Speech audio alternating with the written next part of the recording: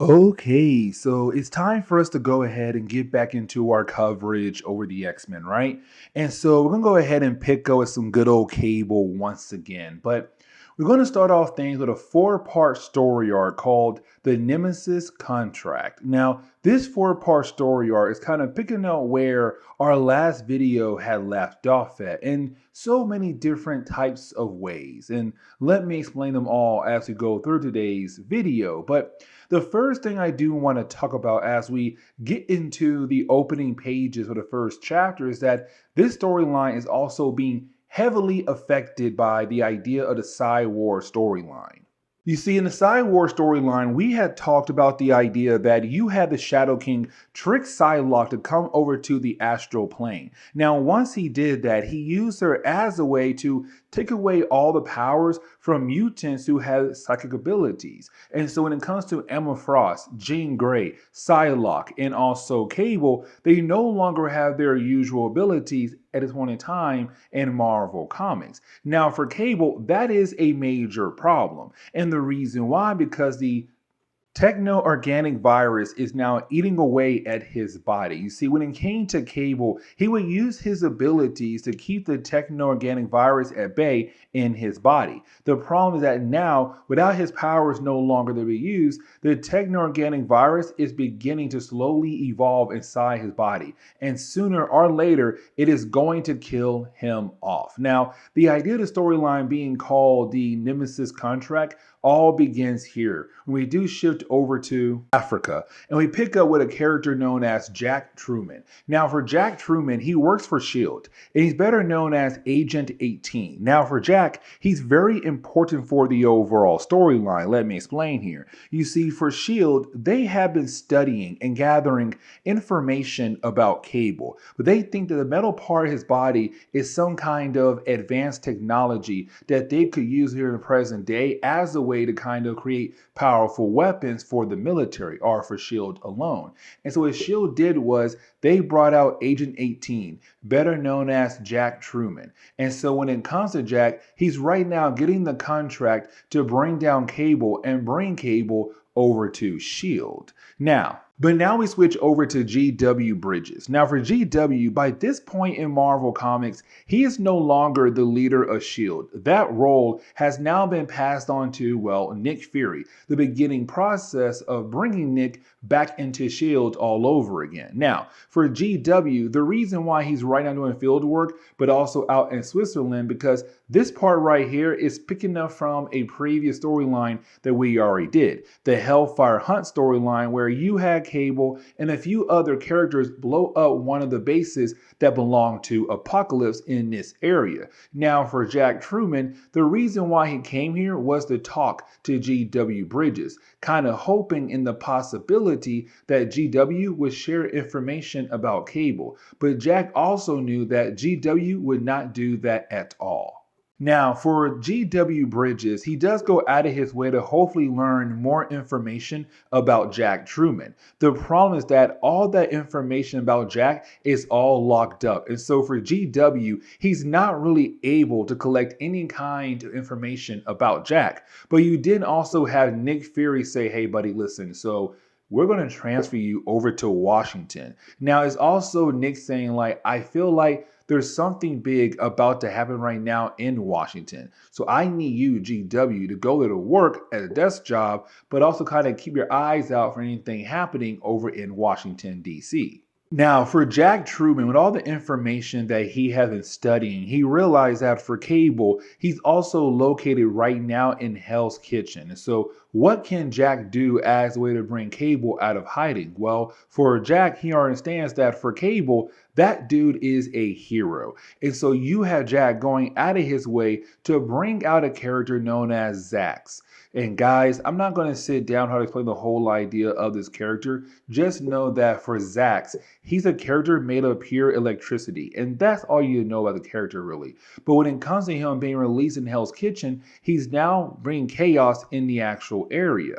Now, for Cable, at first, he has no idea what's happening in the city. Like, he's minding his business. And matter of fact, he's at the diner. Now, we have talked about this diner in the past a couple of times. It's the whole idea that for people who go to bars and they use the bartender as their therapist, well, this diner, you had different people like Cable use her as their therapist as well. And so for Cable, he was able to build a bond with Stacy. We also being introduced to Stacy's little brother as well. But before we are able to kind of explore more of that right there, you did have Cable realize that there are a few explosions happening in Hell's Kitchen. Now, this battle is truly not that long at all because even though you do have Cable trying his best to survive, but also fight in the field without his powers, for Cable, he's unfortunately getting his butt kicked very easily. But you did have Cable realize that when it comes to Zax, again, he's a character made of pure electricity. And so once you're able to short circuit him with water, he goes away. And so once you have Cable use water as a way to short circuit Zax, it does seem like the day is saved. But then you have Cable realize that there's somebody else behind him, and that would be Jack Truman. And so this leads us into the second chapter of this storyline. Now, I kind of knew that with this storyline being a four-part storyline, that the second chapter would not just be Jack versus Cable the entire time. Like, no, you're going to have some other things happen in this storyline, more pieces being added into the story. And so even though the first 3 pages is us seeing Cable fighting against Jack Truman, and also the idea that for Cable, he's barely hanging on because, again, the techno-organic virus is just right now running through his entire body. But while you have the two guys battling against one another, well, that is when another division of S.H.I.E.L.D. comes in to come after Cable. And this team is being led by a character known as Lawrence Young. Now, for Lawrence Young, he's just the leader of this team, but part of the Air team. And so this Air team is really part of a different, S.H.I.E.L.D. division that's right now coming after Cable. Now, we also kind of get the idea that right now him and Agent 18 are not on the same team. They're both working for different people, it seems like. But either way, you did have the Air team just go ahead and drop all these different missiles right on top of Cable and also Agent 18.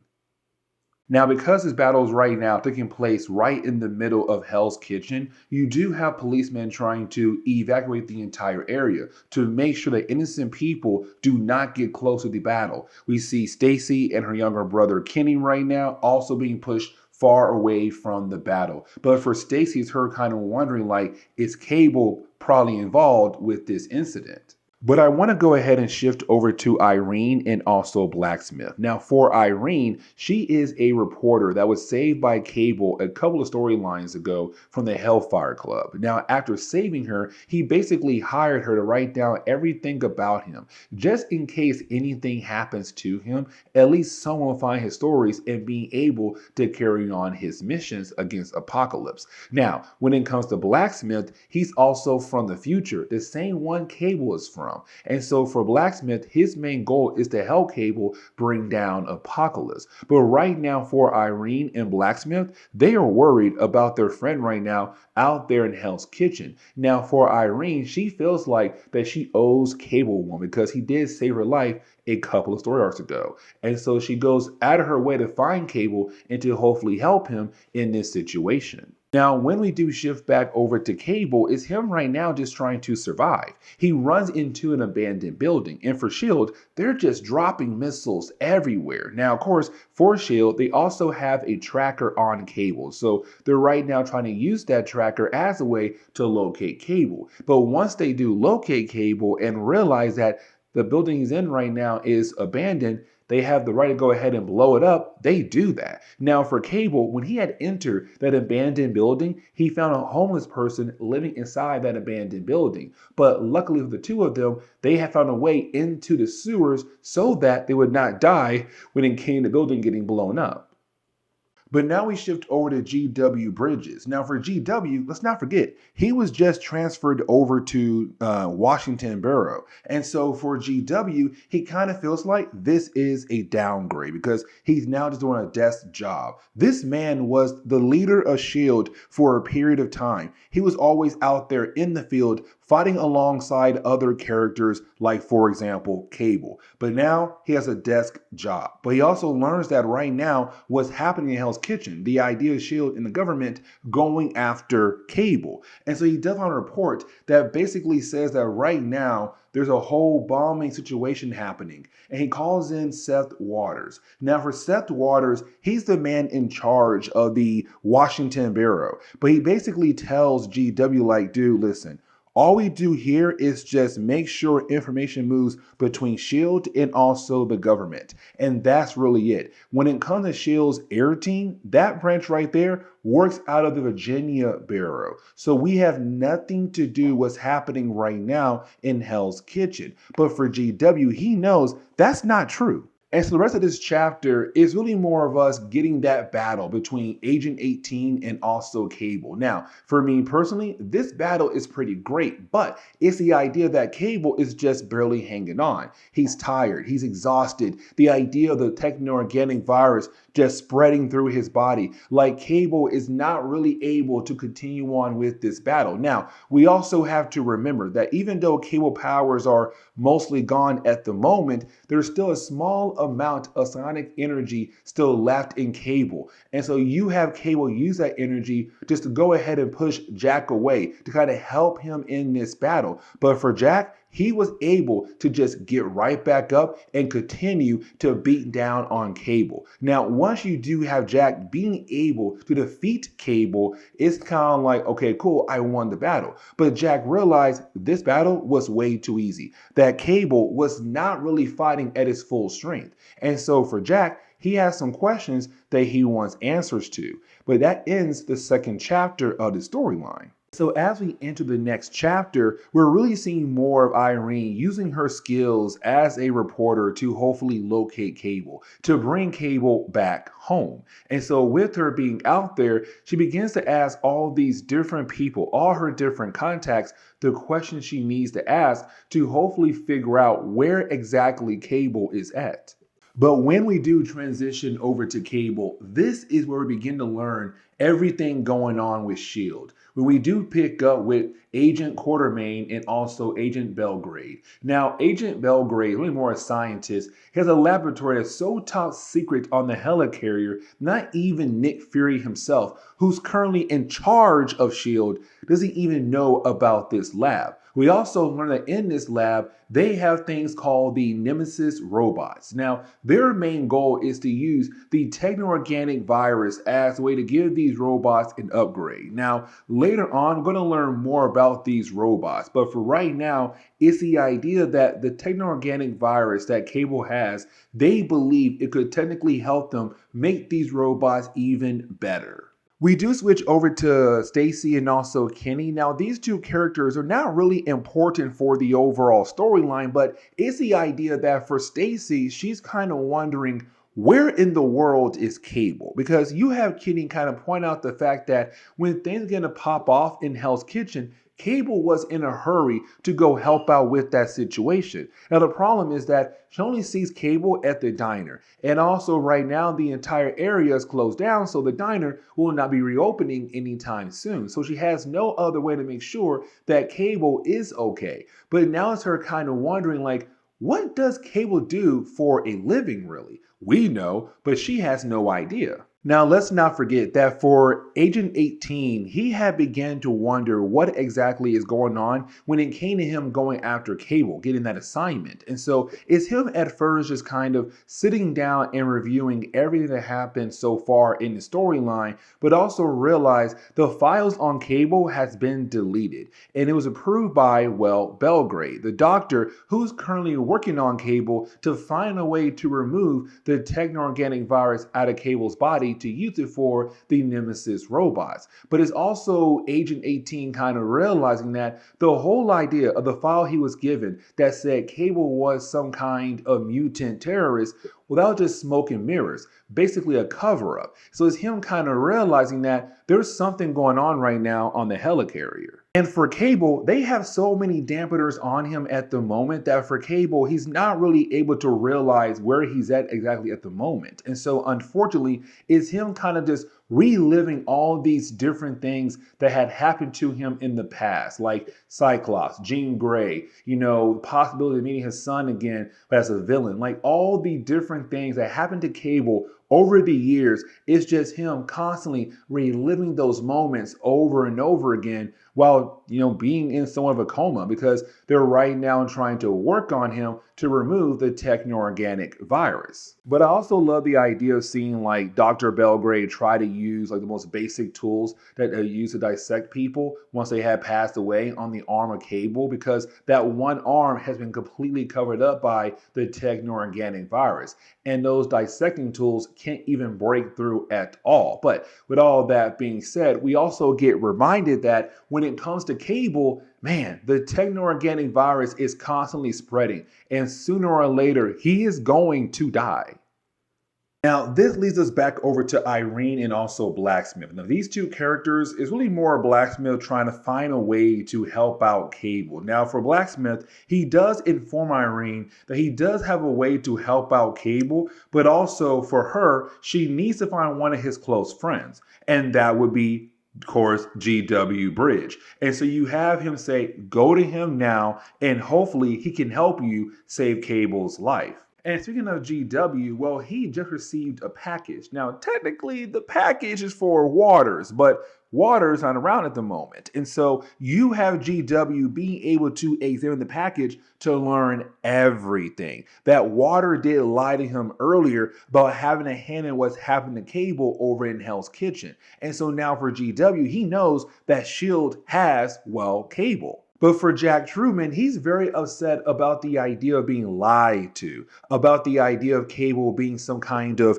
mutant terrorist. But it's also him saying like, hey, you know what? No, I'm going to go ahead and save that man's life because one, you lied to me. Two, you treated me like some kind of junkyard dog, thinking that I would accept any kind of mission. But also, again, you lied to me and told me that this right here was some kind of challenge for me. But in reality, he wasn't. But also, like, this man did nothing wrong. And so it's him saying, you know what? It's time for me to get involved now and to hopefully help out Cable.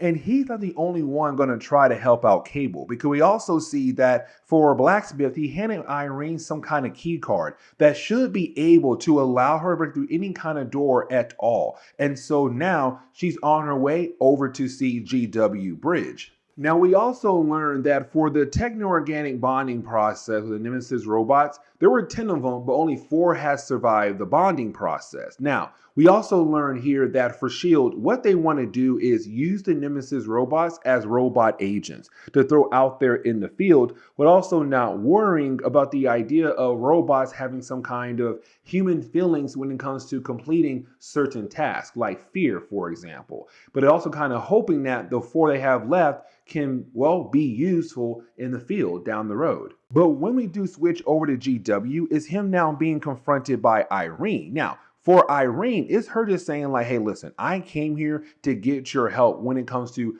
bringing Cable home. Now, for GW, he knows where Cable is at. He also now has the info to prove that S.H.I.E.L.D. did go after Cable. And so Irene says, hand that info over to me.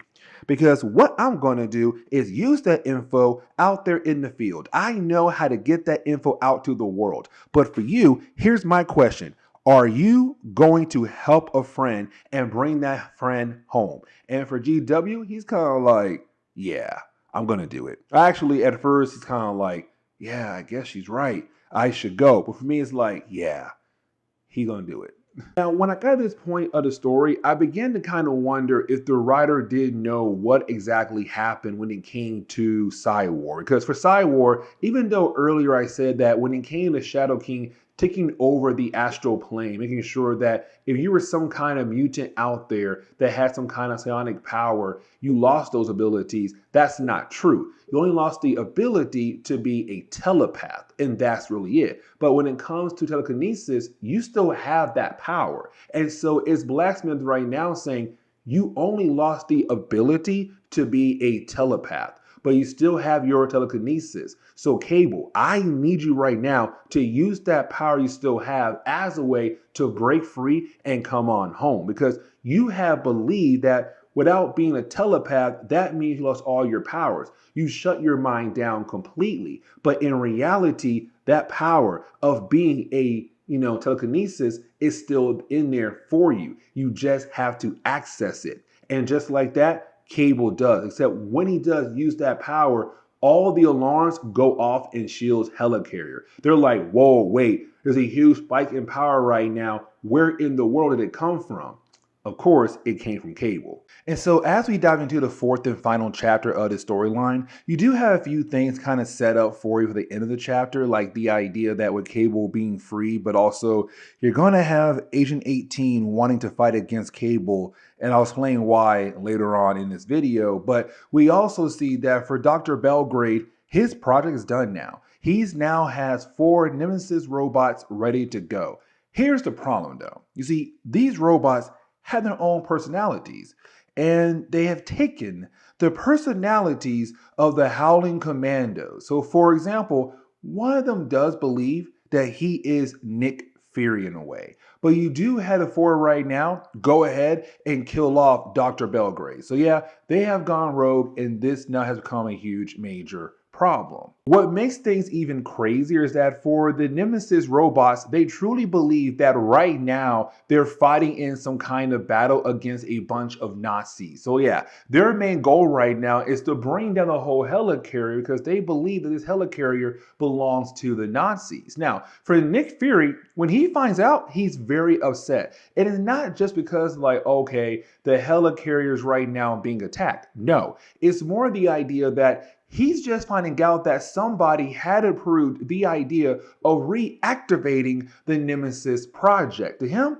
that whole entire project was officially canceled, but now he knows that's not the case. And so now his main goal is to bring them down. But now we switch over to Irene and also G.W. Bridge. Now, for those two characters, they're at the Daily Bugle visiting with J. Jonah Jameson. Now, when it comes to JJ, he's like, I don't believe none of this. But it's Irene and G.W. trying to get the word out there about what's happening when it comes to S.H.I.E.L.D. and what they did with Cable, but also what they're trying to build at the moment, the whole idea of the Nemesis robots. And so this leads into all the big, huge battle happening in the middle of the helicarrier. You have Nick Fury and his soldiers or his agents fighting against the Nemesis robots. You have Cable also getting involved in the battle, but also trying to use his telekinesis as a way to help him in the middle of this battle. Now, for Nick Fury, Nick now knows who is at fault for what's happening right now with the helicarrier.